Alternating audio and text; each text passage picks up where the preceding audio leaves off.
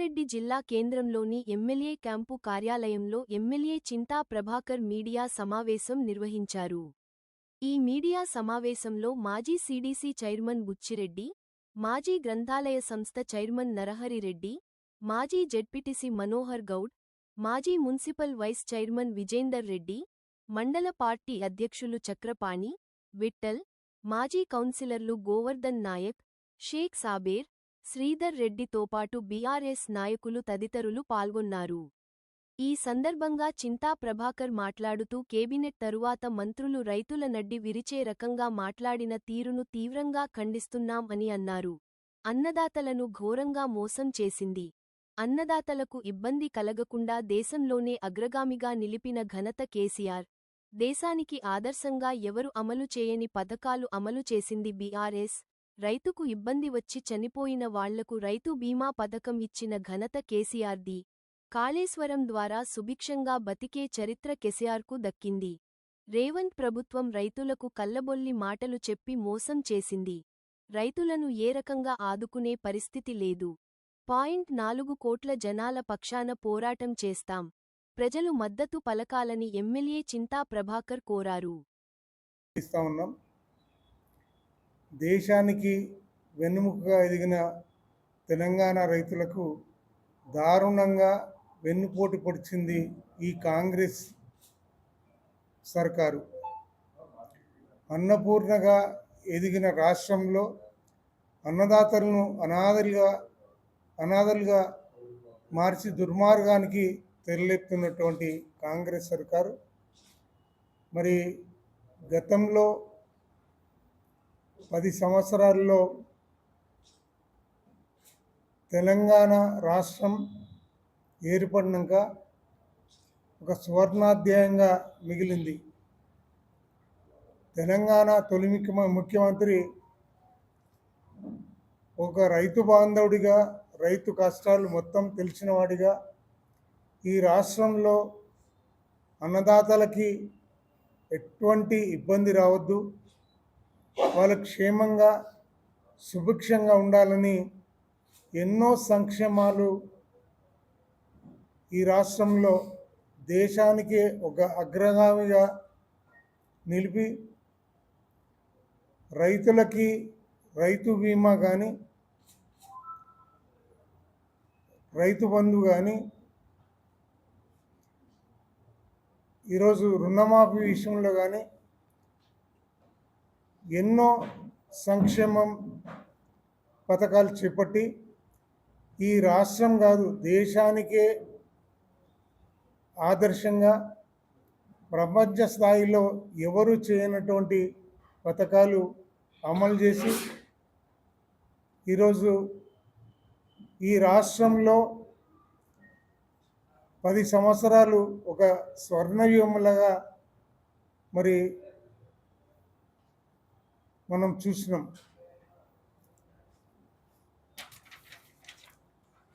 రైతులకి 11 విడతలుగా 72,000 కోట్లు ఇచ్చిన చరిత్ర కేసీఆర్కి దక్కింది. మరి రైతు ఎక్కడన్నా ఏదన్నా ఇబ్బంది వచ్చి ఏదో కారణం చేత చనిపోయినా రైతులకి రైతు బీమా ఇచ్చిన ఘనత కూడా ఈ దేశంలో ఎక్కడ అమలు చేయనటువంటి పథకం. ఒక దినవారం కాకముందే 5 లక్షల రూపాయలు వాళ్ళ ఖాతాల్లో పట్టేటువంటి విషయం మనం చూసినాం. అదే కాకుండా 72,000 కోట్లు కాకుండా రైతు రుణమాఫీ కింద 29,000 కోట్లు, రైతు బీమా కింద 6,800 కోట్లు అందించినటువంటి ఘన చరిత్ర తెలంగాణ తొలి ముఖ్యమంత్రికి దక్కింది. ఆ రకంగా చెప్పుకుంటా పోతే మరి రైతులకి ఆ కాలం స్వర్ణయుగమే. ఈరోజు కాళేశ్వరం ద్వారా అదే రకంగా ఈ మహబూబ్నగర్ జిల్లాలో ఎక్కడ రైతులకి ఇబ్బంది కలగకుండా ఆనాడు బతుకుదెరువు కోసం బొంబాయి దుబాయ్ వెళ్ళేటటువంటి పరిస్థితి, ఆ పరిస్థితి పోయి సుభిక్షంగా ఉండే పరిస్థితి కల్పించినటువంటి చరిత్ర మరి కేసీఆర్కే దక్కింది. కానీ ఈనాడు రేవంత్ సర్కారు కళ్ళబొల్లి మాటలు చెప్పి రైతులకు మోసం చేసి మరి ఈరోజు కేంద్రం ఎంత కొనమంటే అంత కొంటాం, మేము అంతకంటే ఎక్కువ కొనమని చెప్పి మొన్న ప్రకటించడం కూడా జరిగింది. మరి ఆనాడైతే పిసిసి అధ్యక్షుడు ఉన్నప్పుడు 3 పంటలకి రైతులను ఆదుకోవాలి, మరి 3 పంటలకు కూడా రైతు భరోసా కల్పించాలి అని చెప్పి మరి రాహుల్ గాంధీని వరంగల్ డిక్లరేషన్లో మరి లేనిపోని హెచ్చిపచ్చి అన్నీ కూడా మరి రైతులకు చెప్పి నమ్మబలికిచ్చి మోసం చేసినటువంటి రేవంత్ సర్కారు మరి రైతులను ఏ రకంగా కూడా ఆదుకునే పరిస్థితి లేదు. మరి ఖచ్చితంగా మేము 70,000 రైతుల పక్షాన, అదే రకంగా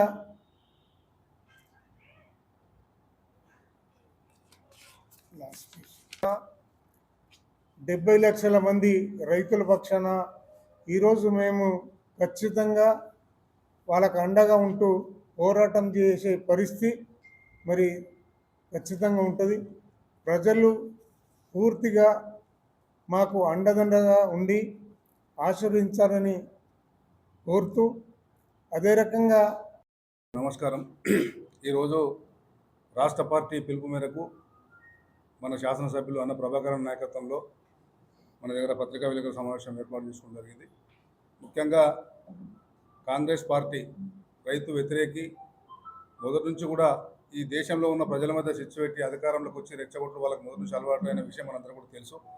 దానికంటే ఎక్కువ రేవంత్ రెడ్డి నేనేం తక్కువ అన్నట్టుగా మరి బిఫోర్ తెలంగాణ రాకముందు 2014 కన్నా ముందు కాంగ్రెస్ ప్రభుత్వం ఎన్ని అకృత్యాలు చేసిందో ప్రజలకు అద్దం పట్టేటట్టు, అద్దం కనబడేటట్టు విధంగా మరి గౌరవ కేసీఆర్ గారు ఉద్యమ సమయంలో వారు చూసినటువంటి ఈ తెలంగాణ రైతులు ఏ విధంగా అయితే బాగుపడతారు, మరి ఆంధ్రకు ఉన్న తెలంగాణ రైతులకు తేడా ఏంది అని చెప్పి ఆలోచన చేసినప్పుడు మనందరికీ కూడా తెలుసు.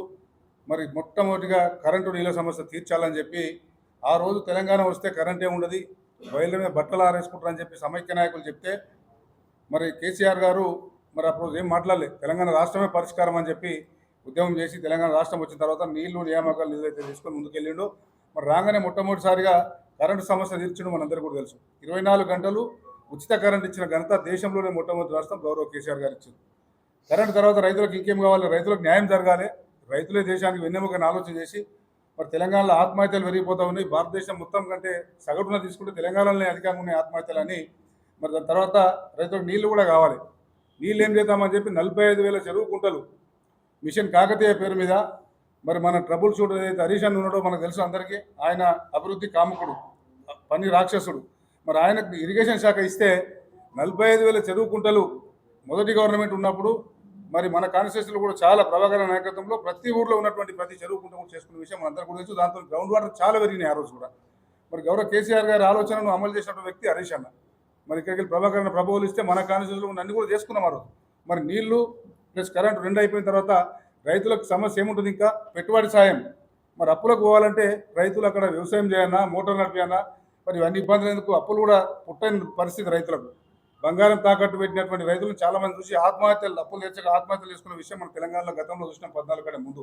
మరి వాళ్ళకి పెట్టుబడి సాయం ఇస్తే ఎవరెవరికో బోనస్ ఇస్తారు, పెట్టుబడి సాయం ఇస్తామని చెప్పి గొప్ప నిర్ణయం కేసీఆర్ గారు ముందే మరి పంట పెట్టక ముందే అక్కడ వర్షం చినుకులు వస్తున్నాయంటేనే మరి ఇంత మసాలా తీసుకుంటారు, మన దున్నుకాలు చేసుకుంటున్న ఉద్దేశంతో మరి పెట్టుబడి సాయం మనందరికీ తెలుసు. ఎవరు అడగలే రైతులు, కేసీఆర్ గారు ఎజెండా కూడా పెట్టలేదు, స్వయంగా అతనే రైతులకు సాయం కావాలి, కరెంట్ అయినాయి, నీళ్ళు అయితే మరి దాంతోపాటు ఇంత పెట్టుబడి సాయం ఉంటే రైతులు వ్యవసాయం మంచిగా దండకు కాదు పండగలాగా చేసుకుంటారని చెప్పి నిర్ణయం తీసుకొని మరి పెట్టుబడి సాయం ఫస్ట్ 4,000 ఒక పంటకి ఇచ్చి తర్వాత 5,000 ఇచ్చి ఎకరానికి 10,000 చొప్పున మరి నిరంతరంగా ఇచ్చిన విషయం మనందరూ కూడా తెలుసు.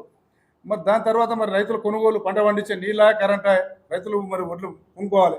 మరి రాష్ట్రంలో ఎక్కడ చూసినా రైస్ మిల్ల దగ్గరికి పోతే అడ్డికి పావుచేరు అక్కడ నూకలోదికి పోతే అబోదికి పోతే రైతుల దగ్గర పోయి మన బతిలాడుకొని పైసలు అప్పుడే ఇప్పుడు తెచ్చుకునేది కరెక్ట్ కాదు. ప్రభుత్వమే కొనుక్కోవాలని చెప్పి ఆలోచన చేసి మొట్టమొదటిగా ఈ దేశంలో ఏ రాష్ట్రంలో లేని విధంగా మరి మన రాష్ట్రంలో ప్రభుత్వమే కొనుగోలు చేసిన విషయం మనకు తెలుసు. అప్పటి నుంచి వ్యవసాయం పండుగ తయారైంది. ఇంతకుముందు సోదరులు చెప్పినట్టు మరి ఎక్కడున్నా వ్యవసాయం నా ఊర్లో నేను చేసుకోవాలని ఆలోచన ప్రతి ఒక్క రైతుకు వచ్చింది కేసీఆర్ ప్రభుత్వంలో 10 ఏళ్ల పాలన మనం చూసినాం. మరి రేవంత్ రెడ్డికి ఎక్కువ చెప్పే ఇక నేను ఎక్కువ ఇస్తాను, ఇంకా రైతు బంధు 10,000 ఫస్ట్ కేసీఆర్ విమర్శించిన ఆయన 2 పంటలకే ఇస్తావా 3 పంటలకు ఇవ్వాలని చెప్పి విమర్శించాడు. ఉన్న 2 పంటలకే 15,000 ఇస్తాను, లాస్ట్కి 12,000 చేసి అలా 5 పంటలు అయిపోయినాయి. మొన్నదాకా ప్రభుత్వం వచ్చినాక 2 పంటలకు మొత్తమే ఎగ్గొట్టిండు. మొన్న పోయిన యాసంలో 2 ఎకరాల వరకే ఇచ్చిండు. ఒక్కసారి మనం ఆలోచన చేసుకొని మరి ప్రజలందరూ కూడా ఎంత గమనిస్తూ ఉన్నారు. కానీ ఇప్పటికైనా సరే కాంగ్రెస్ పార్టీ మేము డిమాండ్ చేస్తూ ఉన్నాం. రైతు బీమా మొత్తం నిధులు కట్టకపోతుందని చెప్పి మన పేపర్లలో పత్రిక మీ అందరికీ తెలుసు, మీరే రాస్తూ ఉన్నారు. మరి రైతులు ఆత్మహత్యలు చనిపోయిన రైతులు దినవారాలు కాకముందే 5 లక్షల రూపాయలు బీమా రైతులు అడగకముందే పెట్టినటువంటి ఘనత కేసీఆర్ గారిది. మరి రైతు బాగుంటుంది, దేశం బాగుంటుంది, ఇన్ని రకాల స్కీమ్స్ పెట్టి ఒడ్లు కొనుగోలు ఇచ్చి, కరెంట్ ఇచ్చి, రైతు బంధు ఇచ్చి, చనిపోయిన రైతులకు రైతు బీమా ఇచ్చి, నిరంతరంగా కరెంట్ ఇచ్చి నీళ్ళు ఇస్తే మరి కాంగ్రెస్ పార్టీ అంతకంటే ఎక్కువ చేస్తా అని చెప్పి ఏది కూడా చేయలేదు. 3 పంటలకు రైతు బీమా లేదు, ఉన్న 2 పంటలకే సగమే కొట్టి మరి కరెంట్ ఎన్నిసార్లు పోతుందో మనం చూస్తూ ఉన్నాం. ఆల్రెడీ కరెంట్ ఇప్పటిదాకా మనకి కొత్త డిస్కమ్ పెట్టి మీటర్లు పెట్టే ప్రయత్నం కూడా మరి చేస్తూ ఉన్నారు. గతంలో తెలంగాణ రాకముందు 2014 కన్నా ముందు 1,31 లక్ష ఎకరాలు సాగుంటే 23 తెలంగాణ ప్రభుత్వం బీఆర్ఎస్ ప్రభుత్వం పోయేంత వరకు 2,30,00,000 దాదాపు డబుల్ సాగు భూమి తయారైంది తెలంగాణ రాష్ట్రంలో. కాబట్టి ఇంత చేసినాక కాంగ్రెస్ పార్టీ వచ్చినాక నిన్న మొన్న మంత్రులు ఏం మాట్లాడుతూ ఉన్నారు, మేము వచ్చినాక దేశంలోనే నెంబర్ 1 తీసుకొచ్చినాం. అంతకుముందు అయ్యా మీ కాంగ్రెస్ పార్టీ కదా, మీ ప్రభుత్వం ఉన్న వైపు తీసుకురాంది, మరి కాళేశ్వరం పనికిరాలని చెప్పి మరి ఎక్కడ పోయినా ఇవాళ కాళేశ్వరం నీళ్ళు ఎందుకు వాడుకుంటారో ఒకసారి సమాధానం చెప్పాలి. ఒకవేళ బీఆర్ఎస్ ప్రభుత్వం కంటిన్యూషన్ 3వ వస్తే మన సంగారెడ్డి జిల్లాకు కూడా బసవేశ్వర సంగమేశ్వర ద్వారా సంగారెడ్డి కాన్స్టిట్యూన్సీతో పాటు ఉన్న జిల్లాలో ఉన్న కాన్స్టిట్యూషన్ అని కూడా వచ్చే సందర్భం మనం అందరం కూడా చూసినాం. ఉన్న సింగూరునే కాపాడుకునే దిక్కులేదు వాళ్ళకు. జిల్లా మంత్రి కావచ్చు, ఇక షోకాల్డ్ వర్కింగ్ ప్రెసిడెంట్ అని చెప్పుకునే కాంగ్రెస్ నాయకులు కావచ్చు, డెవలప్మెంట్ మీద రైతుల మీద అసలు ఆలోచన కూడా లేదు. ఎంతసేపు రియల్ ఎస్టేట్ బ్రోకర్ పనిచేస్తారు. కాంగ్రెస్ ప్రభుత్వం రేవంత్ పాలన వచ్చిన తర్వాత సభల్లో సమావేశాల్లో అనేక రకాల వాగ్దానాలు చేసి మరి ఇప్పుడు రైతుల ఘోష పట్టనట్టుగా, అసలు తనకేం పట్టి లేనట్టుగా, ఇష్టారీతిగా అంటే కేంద్రం మీద నెపం మోపడం, రైతులని నిజంగా వంచన చేస్తున్న పరిస్థితి నేను కనబడతా ఉంది. మరి గతంలో బీఆర్ఎస్ పాలనలో కేసీఆర్ గారి ఆధ్వర్యంలో వ్యవసాయంలో విప్లవాత్మకమైనటువంటి మార్పుల్ని తీసుకువస్తూ వ్యవసాయానికి ప్రధానంగా ఉన్నటువంటి ప్రధాన వనరులైనటువంటి సాగునీరును కానీ కరెంటును కానీ ఏ విధంగా అందియాలనే ఉద్దేశంతో మరి 24 గంటల కరెంటును రైతాంగానికి నిర్విఘ్నంగా నాణ్యమైన కరెంటును ఇచ్చే విధంగా వారు శ్రీకారం చుట్టారు 10 సంవత్సరాల కాలం. మరి సాగునీరు సమస్య రాకుండా ఎక్కడికక్కడ మిషన్ కాకతీయ లాంటి పథకాన్ని తీసుకువచ్చి గతంలో ఉన్నటువంటి చెరువులను, కుంటలను పునర్నిర్మిస్తూ వాటిని రిపేర్ చేస్తూ చెక్ డ్యామ్ల ద్వారా ఎక్కడికక్కడ గ్రౌండ్ వాటర్ నిండుకుండలా ఉండేటట్టు మరి వ్యవసాయానికి ప్రధానంగా అవసరమైనటువంటి వనరులను ఇస్తూ ఎక్కడ ఏ రకమైన పంటలు తెలంగాణలో అనుకూలంగా ఉన్నటువంటి ఏ పంటలు పండినా ప్రతి పంటను కూడా గింజ వదలకుండా చివరి వరకుంటా రాష్ట్ర ప్రభుత్వమే కొనుగోలు చేసిన పరిస్థితి మనం చూసినాం. కేంద్రం ఆంక్షలు విధించినా కేంద్రం కొనుగోలు చేసిన తర్వాత మిగిలిందంతా రాష్ట్ర ప్రభుత్వమే భరిస్తూ మరి కొనుగోలు చేసి రైతాంగాన్ని వెన్నట్టి ప్రోత్సహించిన తీరు మనం చూసినాం. మరి దేశంలోనే మన అన్నపూర్ణగా ఉన్నటువంటి పంజాబ్ను తలదని తెలంగాణ రాష్ట్రాన్ని దేశంలోనే వ్యవసాయ రంగంలో ప్రప్రథమ స్థానంలో నిలబెట్టిన ఘనత మరి కేసీఆర్ గారికి దక్కింది. కానీ ఇవన్నీ వినాడి మరి ఇంకొక విషయం కూడా, అప్పుడు గ్రామాల్ని వదిలి వలసలు వెళ్ళిపోయినటువంటి అనేక మంది ప్రజలు మరి ఈ వ్యవసాయ రంగంలో వచ్చినటువంటి విప్లవాత్మకమైన మార్పులు, అంటే వ్యవసాయం దండుగ కాదు పండుగలా మనం నిర్వహించవచ్చనే పరిస్థితి చూసి మరి పంటలు పండించడమే కాకుండా రైతులు ఎవరైనా అకాల మృత్యువాత పడితే వాళ్ళకు జీవిత బీమా, రైతు బీమా ద్వారా, రైతు పెట్టుబడి ద్వారా ఇంత మొదలు శాసనసభ్యులు గారు చెప్పినట్టుగా రైతు బీమా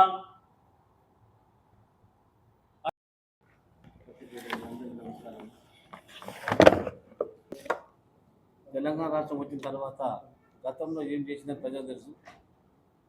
ఈరోజు రేవంత్ రెడ్డి ప్రభుత్వం వచ్చిన తర్వాత ఈ 30 నెలల వ్యవసాయదారులకు ఏం చేసిండు, ప్రజలకు ఏం చేసిండు అనే విధంగా ఇలా ప్రజలు ఆలోచిస్తున్నారు, అందరూ ఆలోచిస్తున్నారు. ఇలా రైతుకు చాలా ద్రోహం చేసిండు. ఎక్కడ చూసినా ఏ రైతు ఏడవడమే తప్ప అతని ఒక బాధ తప్ప ఏం లేదు. ఎందుకు వేసిందిరా ఓడు ఈ కాంగ్రెస్ ప్రభుత్వానికి, ఎందుకు వేసిన బాధపడుతుంది. ఎందుకంటే ఇలా చూస్తున్నాం, ఒక జన్మ ఉందామంటే, ఒక జన్మలు పొలంలో వేసుకుందామంటే గతంలో కన్నా ఇప్పటికన్నా ఒక 500,000 రూపాయలు పెంచిండు. అదేవిధంగా ఇలా డిఏపి ఉందాం అనుకున్నా, ఒక రైతు డిఏపి వండుకుందాం అనుకున్నా కానీ 1400 నుంచి 1600 నుంచి ఇలా 21,000 చేసిండు. అంటే ఒక్క యూరియా మీద, ఒక్క డిఏపి మీదనే 700 పెంచిండు. ఈ విధంగా రైతును ఇంకా బాధ పెడుతుండు. రైతును కోశ పెట్టిన వాడు ఎవరు కూడా ప్రభుత్వం నిలవలేడు. గతంలో చంద్రబాబు నాయుడు కూడా రైతును చాలా బాధ పెట్టి భూలోకాన్ని దుఃఖించి రైతులు. దయచేసి రేవంత్ రెడ్డి గారు మీరు పిసిసి అధ్యక్షుడు ఉన్నప్పుడు ఎన్నో వాగ్దానాలు చేశారు. నేను అది చేస్తా, ఇది చేస్తా, ప్రజలకు ఎంత కేసీఆర్ ఏం చేసిండు, కేసీఆర్ దోచుకుంటున్నాడని చెప్పే విధంగా నీ నోటికి మొక్కాలి. నీ నోటి మొక్కి ఇష్టంలో మాట్లాడిన ప్రజలు అందరు నమ్మి నిన్ను, అందరికీ ఏమేమో వాగ్దానాలు చేసి నువ్వు ఇవ్వలేని వాగ్దానాలు చేసి అలా గద్దెక్కినావు. గద్దెక్కిన తర్వాత సరే నీకు ప్రభుత్వం, ప్రజలు నీకు ఓటు వేసిర్రు, సరే మీరైనా న్యాయం చేస్తున్నాం అనుకుంటూ పోతే రేవంత్ రెడ్డి గారు మీరు ఏ విధంగా కూడా ప్రజలకు న్యాయం చేయలేదు. ఒక ఆడపిల్ల కానీ చిన్న పిల్ల కానీ స్టార్ట్ చేస్తే ఎవరు ఉద్యోగస్తులకు కానీ ఎవ్వరు కూడా న్యాయం చేయలేదు. నీది ఒకటే, నీ నోరేందంటే నీది ఒకటే మాట్లాడి తప్ప వేరే ఏమి తెలియదు. నువ్వు రాత్రి నిద్రపోతుంటే కలగట్టుండొచ్చు, ఇవాళ ఏ రాత్రి అయితే కలగట్టవో అది పొద్దుగా నెరవేరుస్తున్నావు. ఎందుకంటే నీ కొడుకు ఫుడ్ నీకు నీ మన్మడు ఫుట్బాల్ ఆడాలనుకున్నాడు. కొన్ని వేల రూపాయలు ఖర్చు పెట్టి, కొన్ని లక్షల వేల ఖర్చు పెట్టి ఫుట్బాల్ని మన్మతో నడిపించి, నీ మంత్రుల కుర్తు నడిపించి ఆ బాధను ఎంజాయ్ చేసినావు. అదేవిధంగా అందాల పొడి చేసి, రాష్ట్రం అందాల పొడి చేసి మొత్తం ఉన్న వేల కోట్ల నష్టం చేసినావు. అవే డబ్బులు ఒక రైతు కానీ ఒక ఉద్యోగస్తు కానీ చేస్తే స్వేచ్ఛగా బతుకుతుంది, స్వేచ్ఛగా నువ్వు ప్రజల కోసం ఒక్క నిమిషం కూడా ఆలోచించడం లేదు. దయచేసి నువ్వు ప్రతిసారి మాట్లాడినప్పుడల్లా హరీష్ రావు బీజేపీ పోతాడు, కేటీఆర్ హరీష్ రావు వడస్తలేదు, ఇవే మాటలు తప్ప ఎప్పుడైతే వీళ్ళ ఇద్దరిని విడగొడితే బీఆర్ ప్రభుత్వం పోతుందని చెప్పి ఆలోచన తప్ప నీకు వేరే ప్రజల కోసం మాట్లాడే చింతనే లేదు. దయచేసి మనకు ఎప్పుడు కూడా ఈ ప్రభుత్వం